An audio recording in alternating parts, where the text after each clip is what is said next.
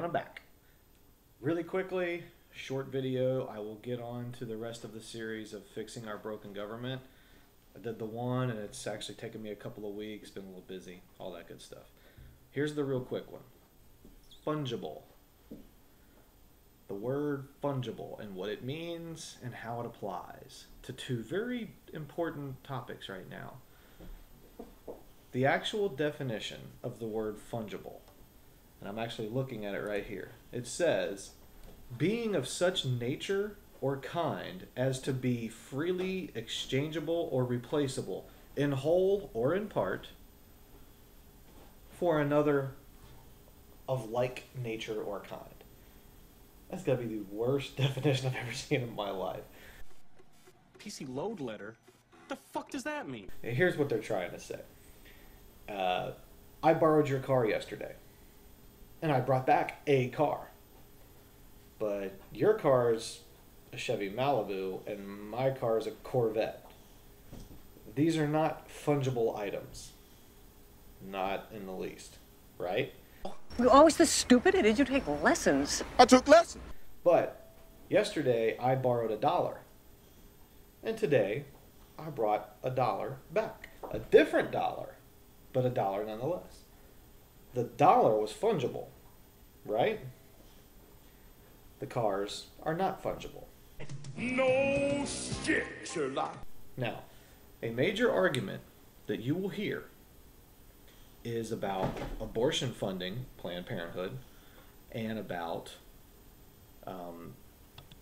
campaign finance. You know, Citizens United says that corporations can give unlimited amounts of money to political action committees and other election type things. Not actual campaigns themselves, but they can do that. Well, what's funny is the fungibility argument is made by conservatives when it comes to abortion funding. Funding for Planned Parenthood, who performs abortion. The Hyde Amendment from many, many years ago says there will be no federal funding for abortion. But if you think about it, Planned Parenthood gets a certain amount of money from the government, but they get it with the understanding that they will use that money for contraception, for breast exams, for pap smears, for those kinds of activities that everybody thinks is okay. Well, except for Santorum. He doesn't seem to like contraception. You are a sad, strange little man, and you have my pity. But anyway, so that's the agreement between the government and Planned Parenthood. They say, we know that you are going to raise money through charity and other things, and you can spend that money on abortions, but you cannot spend our money that we give you on abortions. Planned Parenthood says deal. Now the fungibility argument says that, well, technically because you gave them extra money, that was money that they didn't have to spend on, you know, that was money that they didn't have to take from that charitable giving money and spend on birth control and pap smears and whatever, and they were able to spend on more abortions.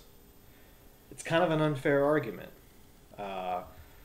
But that's the argument that's being made. That's why they say you can't fund them at all unless they completely stop doing abortions. It's a very unfair argument, but unfair doesn't seem to matter when it happens to break your way. So, here's what I would love to see a senator do. I'd love to see a senator go up on the floor, the Democratic senator, and say, you know what, you're right. You're right. You're absolutely right. But that means that we all have to get rid of Citizens United. And actually, businesses are not allowed to give to anything dealing with elections.